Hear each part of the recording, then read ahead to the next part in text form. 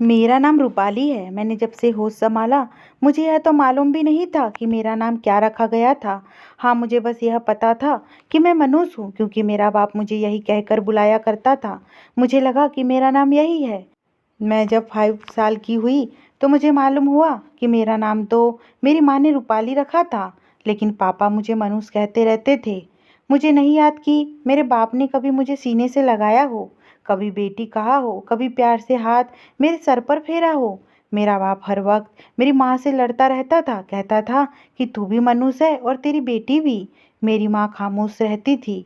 मेरे बाप के जुल्म सितम को सहकर अब वह बीमार रहने लगी थी, लेकिन जब तक वह जिंदा थी, कोई आंसू पोंछने वाला जरूर था। मेरे पास एक ऐसी गोद थी जहाँ छुपकर मैं सो जाती थी और कुछ समय के लिए अपने बाप के दिल चीर देने वाले शब्दों को भुला देती थी। मेरा बाप मुझसे और मेरी माँ से इसलिए नफरत करता था क्योंकि मेरे जन्म के बाद मेरी माँ दोबारा माँ नहीं बन पाई थी, और मेरा बाप को बेटा नहीं दे पाई थी क्योंकि मेरी पैदाइश पर मेरी माँ की डिलीवरी केस बिगड़ गया था और माँ की बच्चादानी डॉक्टर को निकालनी पड़ गई थी। मेरे बाप को लगता था कि मेरी वजह से उसके खानदान का चिराग उन्हें नहीं मिला, इसलिए वह मुझे और मेरी माँ से नफरत करता था। मैं जब 11 साल की हुई तो मेरी माँ बिस्तर से बिल्कुल लग गई थी। मेरे बाप मेरा स्कूल में दाखिला नहीं करवाया था, कहता था तुझ पर पैसा खर्च क्यों करूँ, मेरा पैसा हराम का नहीं है। मेरा बस चले तो यह 2 वक्त की रोटी भी तुम माँ बेटी को खाने को ना दूँ। पता नहीं कैसा सख्त दिल बाप था मेरा कि उसके दिल में मेरे लिए जरा भी तड़प और प्यार ना था। मैंने तो सुना था कि बेटी के आंसू देखकर बाप तड़प जाते हैं। कभी मैं ऐसे बाप देखती तो मेरी आंखों में आंसू भर आते थे। कभी सोचती कि काश मेरा भी बाप कभी तो मुझे यूं प्यार भरी बात करता जैसे सहेलियों के बाप करते थे। लेकिन शायद यह ऐसी हसरत थी जो मेरे साथ मौत के बाद ही खत्म होनी थी। अभी तो मेरा यही दर्द कम नहीं हुआ था कि मुझ पर एक और कयामत टूट पड़ी। मेरी माँ एक रात ऐसी नींद सोई कि कभी ना उठी। मैं उस दिन बहुत तड़प तड़प के रो रही थी। माँ को बहुत हिलाया कि माँ मुझे छोड़कर मत जाओ, उठ जाओ। माँ, तुम तो जानती हो कि तुम्हारे सिवा मेरा कोई नहीं है। मैं किसके सीने से लगकर अपने आंसू बहाया करूंगी? कौन मुझे अपनी गोद में लेकर कहेगा कि बेटा सब्र करो, भगवान तुम्हारे सब्र का फल तुम्हें जरूर देगा। माँ, मुझे आपके साथ सोने की आदत है, मुझे कैसे नींद आएगी? मेरी सिसकियाँ रुक नहीं रही थी, मेरे आंसू रुक नहीं रहे थे। मैं अपनी माँ के मुर्दा शरीर के सामने उसकी विनती कर रही थी कि काश कोई चमत्कार हो जाए और मेरी माँ इस गहरी नींद से जाग जाए। लेकिन मेरे आंसू किसी ने ना पूछे और मेरी माँ मुझे रोता तड़पता छोड़कर चली गई। उस दिन पापा भी बड़े चुप से थे। मुझे लगा शायद आज के दिन उसे मुझ पर तरस आ जाए।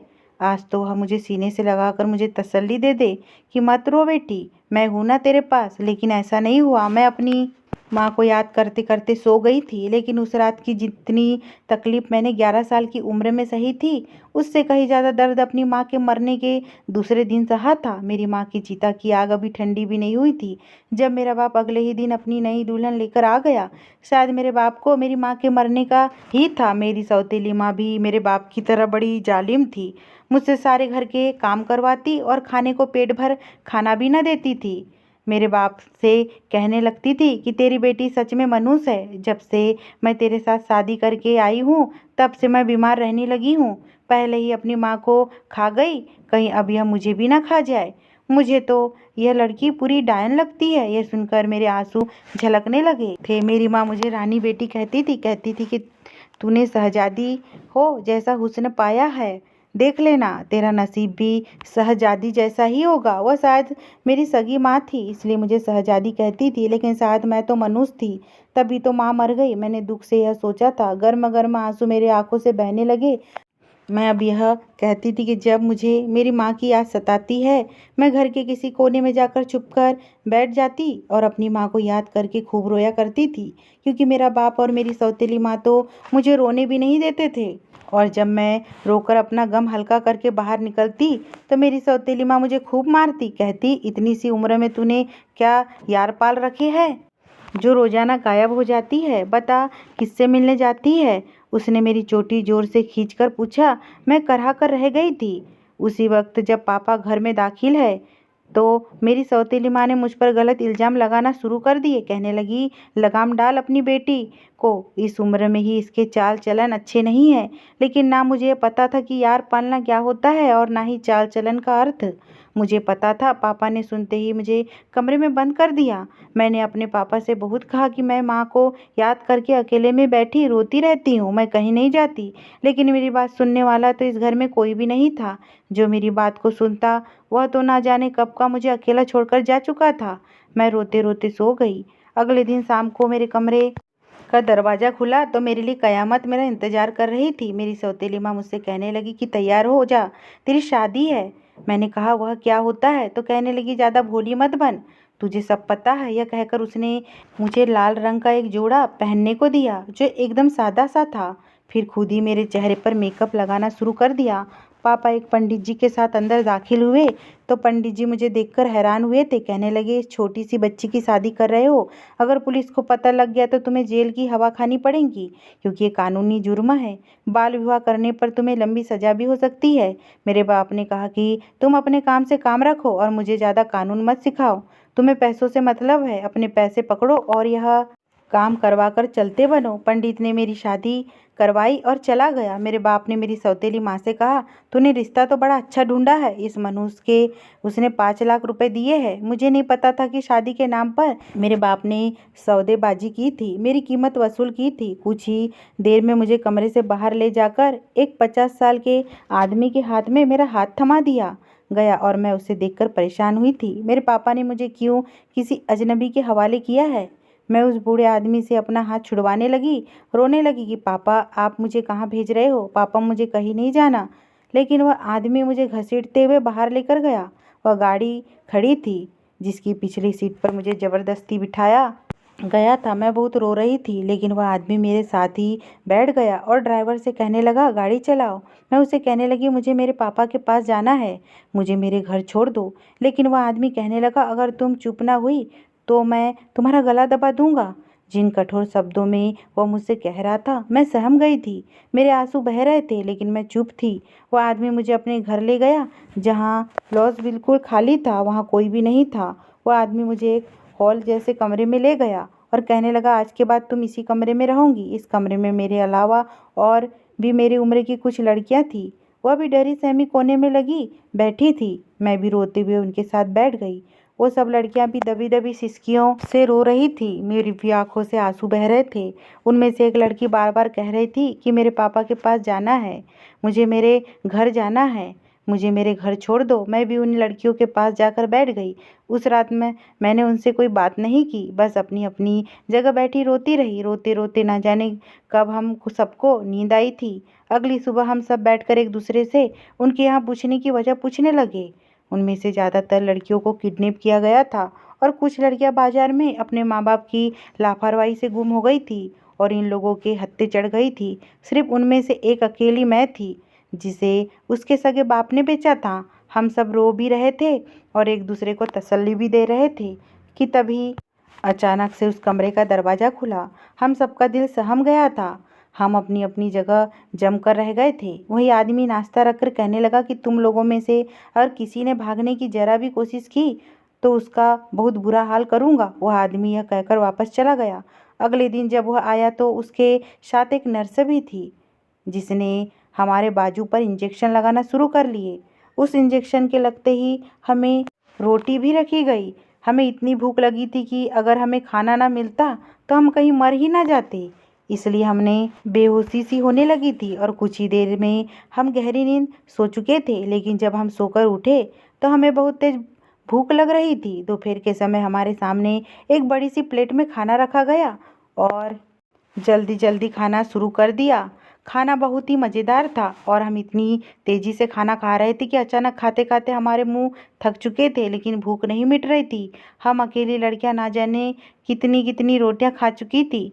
हमें नर्स रोज़ इंजेक्शन लगाने आया करती थी और हम रोज़ की खुराक ज़रूरत से ज़्यादा लेने लगे थे। हम इतना इतना खाना खाते थे कि हम दंग रह जाते थे और यह असर कुछ ही महीनों में हमें दिखने लगा था, क्योंकि ज़्यादा खाना खाने की वजह से हमारे शरीर भरने लगे और कुछ ही महीने में हम बड़ी बड़ी लगने लगे थे। 1 साल के बाद ही हम 12 साल की उम्र में 18 साल की लगने लगे थे और हम खुद को देखकर हैरान थे। एक दिन वह आदमी आया और हमें गाड़ी में बिठाकर एक और जगह ले गया। अजीब छोटी छोटी गलियों वाला इलाका था। हर तरफ घुंघरू की आवाज़ आ रही थी और बेहुदा गाने और ढोल बज रहे थे। बाहर इन तंग गलियों में भी पान और गुलाब के फूलों की कलियों, गजरे और इत्र की दुकान थी। वह आदमी मुझे पुरानी सी 2 मंजिला इमारत में ले जाने लगा, जिसकी सीढ़ियां सीमेंट की बनी हुई थी और बहुत पुराने जमाने की थी। छोटी और चौड़ी सी सीढ़ियां थी। जब ऊपर अंदर दाखिल हुए तो पूरे आंगन में सफेद रंग की चंदनियां बिछी हुई थी। उनके चारों तरफ गोल तकियां सजे हुए थे। एक कोने में एक ढोल वाला और एक कोने में हारमोनियम वाला अपनी ध्वनि छेड़ रहा था। एक तख्त था जहाँ एक 50 साल की लगभग औरत मेकअप से लिपि पुती सामने नाचती लड़कियों को देख रही थी और उन्हें सिखा रही थी कि कैसा नाचना है। वो आदमी हमें उस औरत के पास लेकर आया। हमें देखकर वो औरत बड़ी खुशी से मुस्कुराई थी। हम सब लड़कियां देखने में खूबसूरत थी।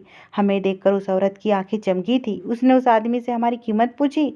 उस आदमी ने हर लड़की के 50 लाख बताए थे। यह मेरा दूसरा सौदा हुआ था, लेकिन हमें यह जगह पसंद नहीं थी। अगले दिन हमें भी वहाँ नाच गाना सिखाया जाने लगा। मर्दों को लुभाने की अदाएं सिखाई जाती। एक ही साल में हमें अपने ग्राहक से पेश आने के अंदाज सिखा गए थे। पहला सौदा मेरा 15 साल की उम्र में हुआ था और वह आदमी गहरी सांवली रंगत का 50 साल का बूढ़ा था, जिसके चेहरे पर छाई शैतानियां और आंखों में हवस देखकर मैं उलझन का शिकार हुई थी।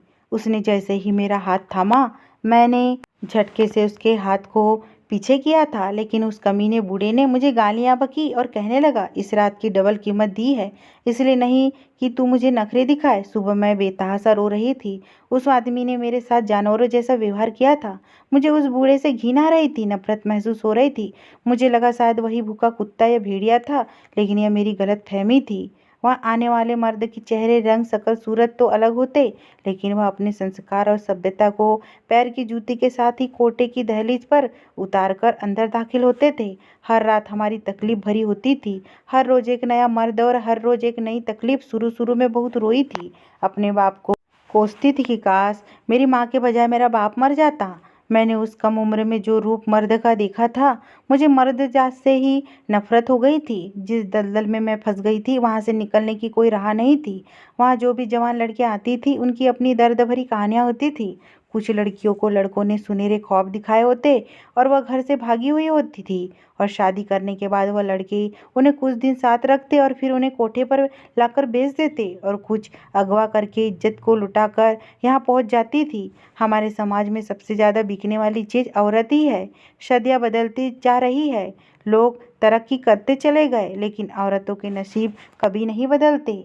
हमारे लिए तो वही जिंदगी है। कोठे की 4 दीवारी में मैं यही सोचती थी, कैसी बदकिस्मती लेकर मैं पैदा हुई थी। मेरी जिंदगी में मुझे कभी कोई खुशी नहीं मिली थी। एक बार कोठे पर एक फिल्म डायरेक्टर आ गया। उसे मैं पसंद आ गई। उसने उस औरत से मुझे खरीद लिया। यह मेरा तीसरा सौदा था, और वह पहले मुझे अपने साथ होटल में ले गया। मेरे साथ कुछ दिन गुजारने के बाद वह मुझे एक स्टूडियो में ले गया, जहां उसने मुझे फ़ोटोशूट करवाया। मैं बहुत खूबसूरत थी, इसलिए बहुत जल्दी ही मैगनीस की सुर्खियों पर छाने लगी थी। मेरे और एक मुर्दा औरत के शरीर में ज़्यादा फर्क नहीं रहा था, क्योंकि मैं भी उसी दिन मर गई थी जिस दिन मेरे बाप ने मेरा पहला सौदा किया था। दूसरी बार मेरी मौत उस समय हुई थी जब मेरी इज्जत तार तार हुई थी, और अब तो शायद मैं इन सब बातों की आदी हो चुकी थी। मुझे कोई फर्क नहीं पड़ता था कि मुझे क्या पहनाया जा रहा है और किसके सामने पेश किया जा रहा है। कभी कभी मुझे घर की 4 दीवारी में बैठी औरतों से बड़ी जलन होती थी। कैसे खुशनसीब औरतें थी जिनकी ज़रूरतें उनके पति पूरा किया करते थे। वह कितनी खास थी जिनका हुस्न सिर्फ उनके पतियों के लिए ही खास था। इज्जत की ज़िंदगी कितनी पवित्रता वाली होती है, उसकी कदर कोई हम औरतों से पूछे जो रोज़ सारे बाजारों में बिकती है। मैं कभी कभी सोचती हूँ कि औरत बिकती क्यों है। औरत किस वजह से बिकाऊ माल बनी है? मर्द की दरिंदगी की वजह से या उसकी हवस की वजह से? जब तक मर्दों की नज़रें नहीं झुक सकती, तब तक औरतों की हीरा मंडी कभी बंद नहीं हो सकती। मुझे रोना आता था उन लड़कियों पर जो इज्जत से घर पर रहती थी, जिनके बाप उनसे प्यार करते थे, उनकी इज्जत की सुरक्षा पर जान देते थे, लेकिन वह किसी आवारा आशिक के 4 दिन की मोहब्बत में गिरफ्तार होकर कोठी की रौनक बन जाती थी। काश कि वह एक बार झूठे ख्वाब आंखों में सजाने के बजाय यह सोच लेती कि जो आदमी इस काबिल नहीं है कि इज्जत से उन्हें उनके घर से ब्याह कर ले जा सके, वह उन्हें रात के अंधेरे में भागकर ले जाने का मशवरा देते हैं। क्या वह उन्हें दिन की रोशनी में दुनिया के सामने इज्जत दे सकेगा? वह तो उनकी ज़िंदगी में अंधेरा ला देगा कि दोबारा उनकी ज़िंदगी में कभी रोशनी ना होगी। काश की लड़कियां कभी बाप की इज्जत को ज़मीन पर रोंदकर घर की दहलीज में कदम बाहर ना रखे। और काश कभी किसी का बाप भी मेरे बाप जैसा ना हो। मैं पहले मॉडलिंग की दुनिया की टॉप मॉडल बनी और उसके बाद फिल्म इंडस्ट्री की टॉप हीरोइन में बहुत छोटे समय में ही अपने हुस्न की वजह से फिल्म इंडस्ट्री की एक चमकता सितारा बन चुकी थी। और आज डायरेक्टर मेरे आगे पीछे घूमते हैं और मैडम मैडम कहकर नहीं थकते थे। आज मेरे पास इतना पैसा है कि संभालने नहीं संभलता था। आज मैं खुद के ऊपर डिपेंड थी। मुझे किसी के सहारे और मदद की ज़रूरत नहीं थी। अपनी फिल्म के प्रमोशन के लिए एक बार मैं एक अस्पताल में चली गई, जहाँ मैंने लोगों से यह कहा कि इस फिल्म से जो भी कमाई मिलेंगी उसे मैं इस अस्पताल के मरीजों के इलाज पर लगा दूंगी। यह शब्द सिर्फ इसलिए बोले जाते थे ताकि लोग हमें नेक और भला समझे और हमारी फिल्म ज़्यादा से ज़्यादा पब्लिक देख सके। अलग अलग मरीजों के साथ अपनी तस्वीर खिंचवा रही थी ताकि वह अखबार के हेडलाइन बन सके। तभी अचानक मेरी नज़र एक कोने में पड़े एक फ्लोटिंग बेड पर पड़ी और मैं आंखें गहरी गड्ढे हड्डियों का ढांचा शरीर पर पड़ी तो मैं आंखें झपकना ही भूल गई। मरीज लगातार खांस रहा था और वह कोई और नहीं बल्कि मेरा बाप था। मुझे देखकर शायद उसने मुझे पहचाना नहीं था। पहचानता भी कैसे? अपनी उम्र से मैं बहुत बड़ी हो चुकी थी। जब उसने मेरा सौदा किया था उस समय मैं सिर्फ 11 साल की थी और आज मैं 21 साल की थी। इस बात को 10 साल बीत चुके हैं और इन 10 सालों में मैंने जितनी तकलीफ सही थी, जितना दर्द सहा था, बस अपने बाप के लिए बद्दुआ ही थी। उस आदमी की हालत वहाँ लेटे सभी मरीजों से ज़्यादा दर्दनाक थी। मुझे डॉक्टर बताने लगे कि आदमी कैंसर का मरीज है और हर रोज़ रोता रहता है और अपने लिए मौत मांगता है, लेकिन उसे मौत नहीं आती। पिछले 2 साल से ये यहाँ एडमिट है और उसके घर वाले कभी इससे मिलने भी नहीं आए। इसकी एक पत्नी है लेकिन कभी उससे मिलने नहीं आती। डॉक्टर भी हैरान है कि इसको कैंसर का लास्ट स्टेज है, लेकिन यह अभी तक नहीं मरा है। कैंसर से तड़पते तड़पते इसे 2 साल हो चुके हैं, लेकिन ना यह ठीक होता और ना ही इसको मौत आती है। यह आदमी हर वक्त रोता रहता है। उस वक्त भी मेरा बाप रोते रोते यही कह रहा था कि मैं बहुत बुरा आदमी हूँ, मैं मनुष्य हूँ। मुझे मेरी पत्नी और मेरी बच्ची की हाय लग गई है। मेरी बच्ची को कोई बचा लो। मुझे उस पर तरस नहीं आया था। मेरी बच्ची मुझे पापा पापा कहकर चिल्लाती रही। मुझे पापा के पास रहना है, लेकिन मेरी आंखों पर लालच की पट्टी बंधी हुई थी। मुझे मेरी पत्नी के चुप किए गए सब्र की मार गई है। मेरी दूसरी पत्नी एक बद किरदार औरत निकली। उस लालची औरत ने मेरा मकान अपने नाम कर लिया और वो दूसरे मर्द के साथ भाग गई। मेरी बेटी की सिसकियां मुझे सोने नहीं देती। काश मुझे मौत आ जाए, काश मैं मर जाऊं, मैं इस दर्दनाक जिंदगी से आज़ाद हो जाऊं, लेकिन मुझे मौत भी नहीं आती। लेकिन यह सब सुनकर पता नहीं क्यों मुझे जरा भी दुख नहीं हुआ था। वह आदमी जो मेरा बाप था, मुझे उस पर जरा भी दया नहीं आई थी। मैं उस आदमी के पास चली गई जो मेरे बाप का स्थान रखता था। मुझे देखकर वह मुझे कुछ देर देखता रहा। मुझसे कहने लगा, कौन हो तुम? मैंने कहा, भूल गए मुझे? मैं वही मनुष्य हूँ जिसकी सिसकियाँ तुम्हें चैन लेने नहीं देती। मेरी बात सुनकर मेरा बाप मुझे हैरानी से देखने लगा और एकदम से फूट फूट के रोने लगा। लेकिन मेरी आंखें पत्थर हो चुकी थी। उसकी इतनी दर्दनाक हालत पर एक आंसू मेरी आंख से नहीं निकला था। वो मेरे सामने अपने हाथ जोड़कर कहने लगा, मुझे माफ़ कर दे। तेरी माफ़ी से शायद मुझे मौत आ जाए और मेरी तकलीफ़ कुछ कम हो जाए। अगर तू मुझे एक बार माफ़ कर दे। तो मैं उसके बेबस चेहरे को देखा। मैंने अपने आप से कहा कि भगवान तुम्हारी उम्र और भी लंबी करे और तुम रोज़ इतनी ही तकलीफ से गुजरा करो। यह कहकर मैं वहाँ से वापस चली गई।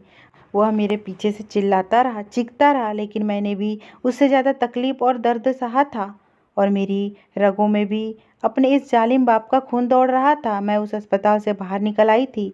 तो दोस्तों, आपको क्या लगता है, क्या वंशिका को अपने बाप को माफ़ कर देना चाहिए जिससे कि उसका बाप दर्द भरी ज़िंदगी से छुटकारा पा सके, या उसे ऐसे ही तड़पने के लिए छोड़ देना चाहिए? अगर ये स्टोरी आपको पसंद आई हो और चैनल पे नए हो तो प्लीज़ चैनल को सब्सक्राइब और वीडियो को लाइक कर दीजिए। धन्यवाद।